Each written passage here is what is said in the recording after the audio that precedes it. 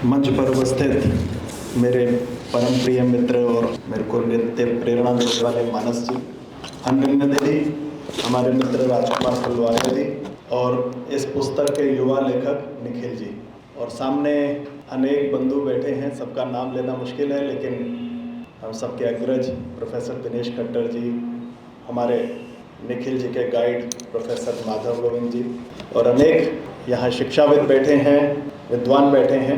तो ऐसे सभी बंधु बहनों को सादर नमस्कार। निखिल जी ने बहुत शोधपरक पुस्तक लिखी है, और एक आध बार ऐसा हुआ मेरे को स्वामी विवेकानंद जी के बारे में कुछ पूछना था, तो मैंने कहा, और मेरे को बोलना था कहीं, तो और सुबह के 6 बजे थे, तो मैंने कहा किससे पूछा जाए। तो मैंने कहा चलो निखिल जी से फ़ोन करके पूछते हैं। तो निखिल जी ने जैसे टेप रिकॉर्डर चालू होता है वैसे पूरा वो जो घटनाक्रम था मेरे को बताया, और 5 मिनट के बाद ही मेरे पास व्हाट्सएप भी आ गया। तो ऐसा उनका बहुत गहरा अध्ययन है इस विषय पर। ऐसा नहीं है कि उन्होंने कहीं से कॉपी किया और पेस्ट कर दिया, बहुत गहरा अध्ययन किया है। तो इसलिए अभी भी बैठे बैठे मैं एक आध बात पूछ रहा था, तो उन्होंने उसको कहा हाँ आप ठीक कह रहे हैं। तो इसलिए आपको भी कभी आवश्यकता पड़े स्वामी विवेकानंद जी के बारे में कुछ पूछने के लिए, तो मानस जी तो हैं ही, लेकिन मानस जी बहुत व्यस्त रहते हैं, उनके पास पूरे क्षेत्र का काम है। तो निखिल जी हमेशा उपलब्ध है। और आपका एक अधिकार और बनता है, विशेष रूप से जिस परिसर में बैठे हैं वो यहाँ के विद्यार्थी भी रहे हैं, और इतना पवित्र काम करने वाला यहाँ का विद्यार्थी आज के समय में है, ये देखकर जानकर आप सबको प्रसन्नता हो रही होगी। अभी निखिल जी ने बताया कि पुस्तक तो गांधी जी के ऊपर, स्वामी विवेकानंद और रामकृष्ण परमहंस जी के प्रभाव के बारे में है, लेकिन प्रत्यक्ष इन महापुरुषों का मिलना नहीं हो पाया। ठाकुर तो जल्दी चले गए थे, वो शायद 1886 में चले गए थे, ऐसा ही है ना। 2 घटनाएं बताई हैं कि एक बार वो मिल सकते थे, इजिप्ट होते हुए जा रहे थे, और गांधी जी की बहुत इच्छा थी वो अफ्रीका आए, लेकिन वो समय ऐसा था कि वो विदेश से आए थे और दोबारा भी कुछ जाने की तैयारी थी, लेकिन बीच का जो काल था वो रामकृष्ण मिशन की स्थापना का काल था, इसलिए व्यस्तता बहुत थी। उन्होंने कहा भी अपने साथी सन्यासी को, लेकिन संयोग नहीं बैठ पाया। वो सन्यासी साथी भी नहीं गए और स्वामी जी तो जा ही नहीं सकते थे। 1901 की घटना की चर्चा की है निखिल जी ने। 1901 में कलकत्ता अधिवेशन में गांधी जी वहाँ आए और स्वामी जी बीमार थे, वैसा बताया निखिल जी ने, लेकिन बीमारी के साथ साथ वो दूर भी थे, वो उस परिसर में मौजूद नहीं थे। नहीं तो शायद समाचार मिलता तो वो गांधी जी को जरूर मिलते, लेकिन वो वहाँ मौजूद नहीं थे। वो वेल्लूर, थोड़ा सा आप में से जो लोग कलकत्ता गए हैं, राजकुमार जी ने बताया, वो उनको उस धरती के दर्शन करने का सौभाग्य प्राप्त हुआ है, मैं भी गया हूँ। तो वो थोड़ा कलकत्ता से बाहर है मेन। अब तो कलकत्ता सपोर फैल गया, लेकिन पहले वो आउटर माना जाता था। तो वहाँ से वो मेन कलकत्ता गए हुए थे, बीमार तो थे ही, और ये अंतिम वर्षों की बात है। 1901 में का एक किस्सा है, और 1902 में चले ही गए थे वो। तो ऐसे 2 मौके हो सकते थे, इजिप्ट का वो दौरा, लेकिन गांधी जी गए, गांधी जी वेल्लूर दोबारा गए।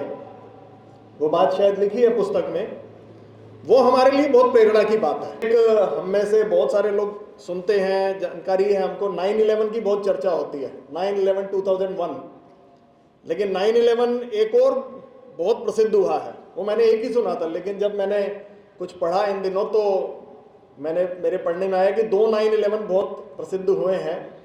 एक 9/11 है जिस दिन स्वामी विवेकानंद जी ने शिकागो के अंदर भाषण दिया, वो भी 11 सितंबर का दिन था।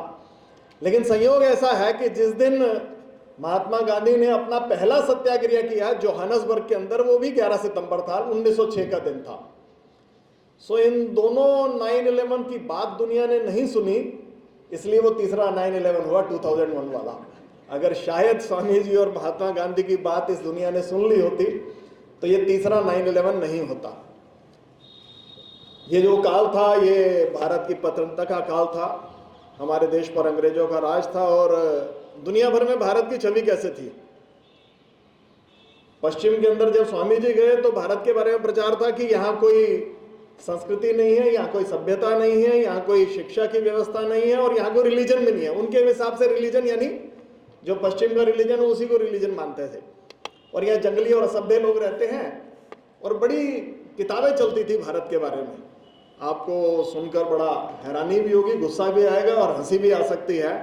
एक किताब का शीर्षक है songs for the little once at home, मतलब बच्चों की कविताएं, इनकी एक किताब थी। और एक किताब थी इंडिया एंड इट्स इनहेबिटेंट्स। और ये दूसरी वाली जो किताब है इसमें चित्रावली भी थी, चित्र बने हुए थे। और क्या चित्र बने थे कि भारत के अंदर एक माँ अपने बच्चे को पैदा होती कपड़े का साथ बांधकर पेड़ पर लटका देती है ताकि चील को उसको खा जाए। फिर दूसरी माँ दिखाते हैं वो बच्चे को, नवजात शिशु को उठाकर नदी में फेंक रही है ताकि मगरमच्छ उसको खा जाए। महिलाओं को जिंदा जलाया जा रहा है और घोड़ा गाड़ी के नीचे लोगों को फेंका जा रहा है ताकि वो कुचलकर मर जाए। ये भारत की छवि थी।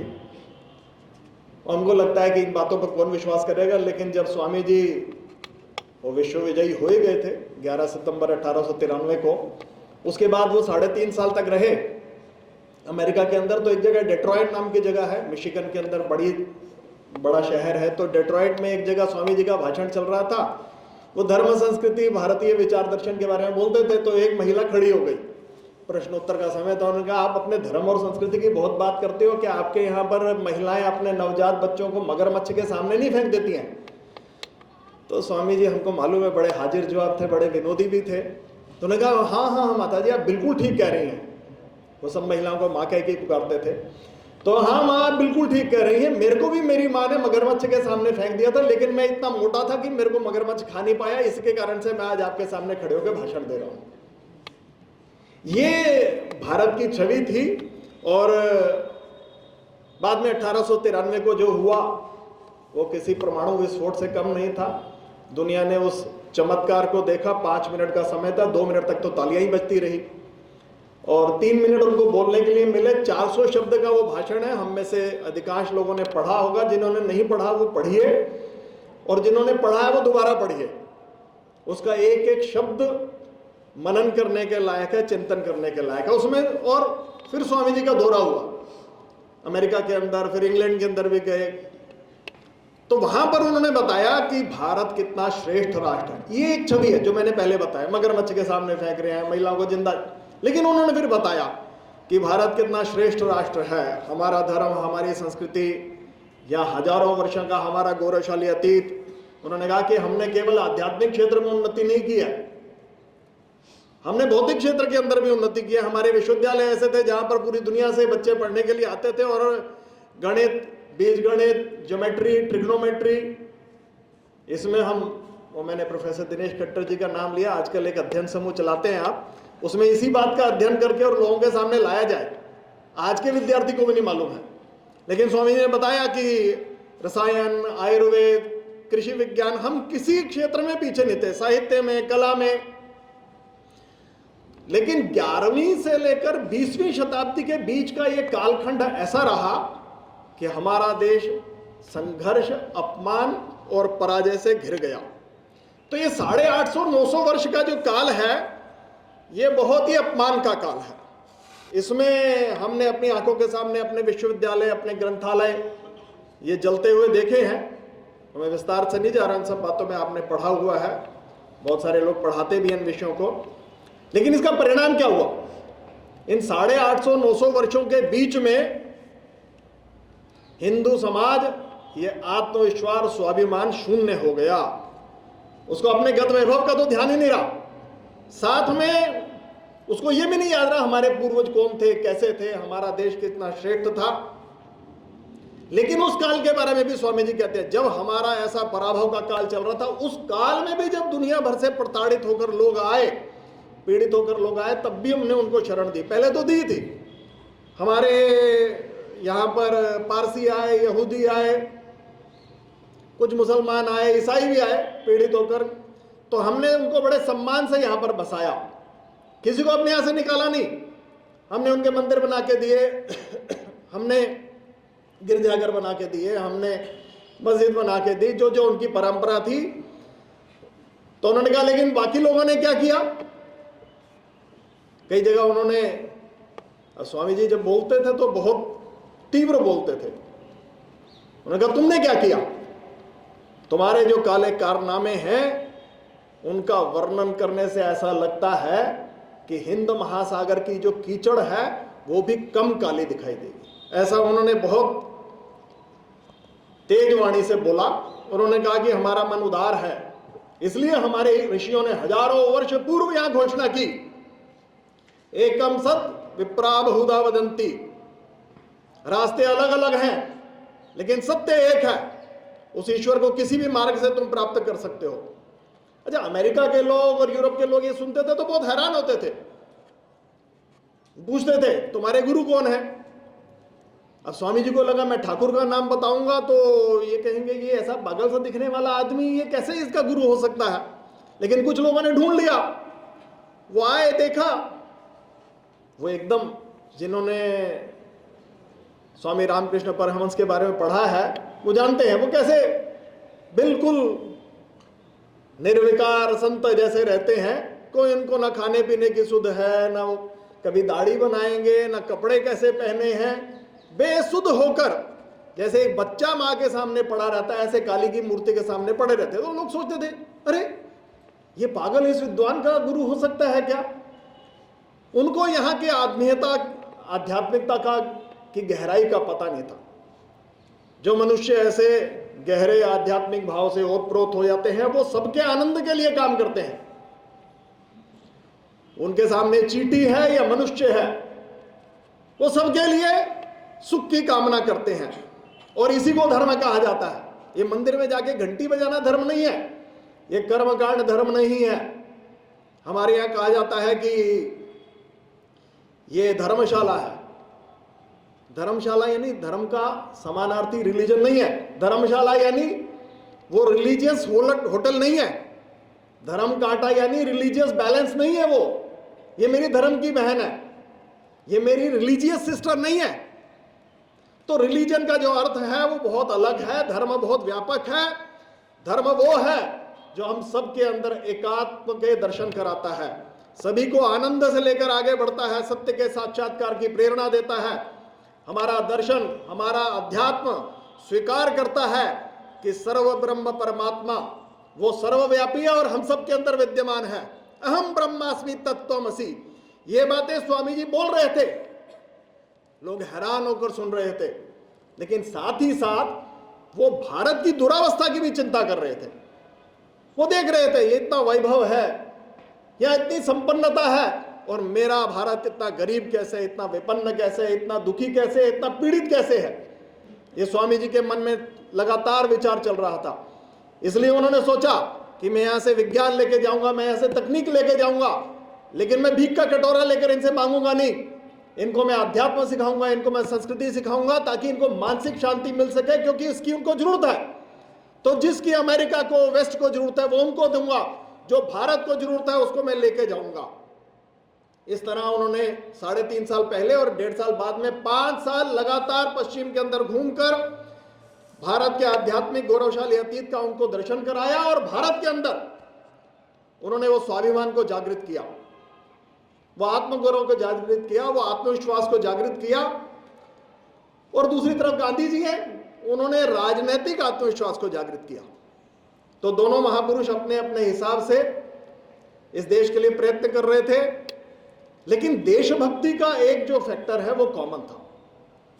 स्वामी जी की देशभक्ति कैसी थी, जिस दिन वो 9/11 हुआ उस दिन किसी परिवार में रुके हुए थे, रात को वो अपने कमरे में चले गए, सो गए। सुबह बहुत देर तक उठे नहीं, तो ये घर वालों को चिंता हुई और घर वाले अंदर गए तो देखा स्वामी जी बिस्तर पर नहीं जमीन पर लेटे हुए हैं, और जमीन पर लेटे हुए हैं तो वो कारपेट या कालीन जहां वो नीचे था वो गीला हो गया है।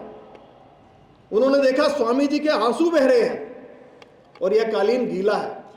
तो घर वाले लोग घबरा गए। उन्होंने कहा जी हमारी आवभगत में कोई कमी रह गई क्या। उन्होंने कहा नहीं नहीं नहीं, तुम्हारी आवभगत में कमी नहीं रहेगी, बल्कि उल्टा है। यहाँ इतना ऐश्वर्य, इतना वैभव है, इतना सुख है, इतना आराम है, लेकिन मेरा भारत कैसा है, वहां का सामान्य व्यक्ति कितना दुखी है, कितना वंचित है, कितना पीड़ित है। मैं कल्पना कर रहा हूं कि क्या ये सुख समृद्धि वहां पर भी हो सकती है। ये उनकी देशभक्ति थी। और गांधी जी कैसे थे, जब 15 अगस्त 1947 के दिन पूरा देश स्वतंत्रता का उत्सव मना रहा था, सब नेता दिल्ली में इकट्ठे थे, लाल किले का उत्सव चल रहा था, और गांधी जी कहां थे, वो कलकत्ता में थे। वहां पर हुए दंगे पीड़ितों के लोगों के आंसू पोंछ। हमारे कुछ मतभेद हो सकते हैं गांधी जी के साथ, हमको लग सकता है गांधी जी ने किसी भी महापुरुष का जब हम चिंतन करते हैं तो समग्रता में सोचना चाहिए।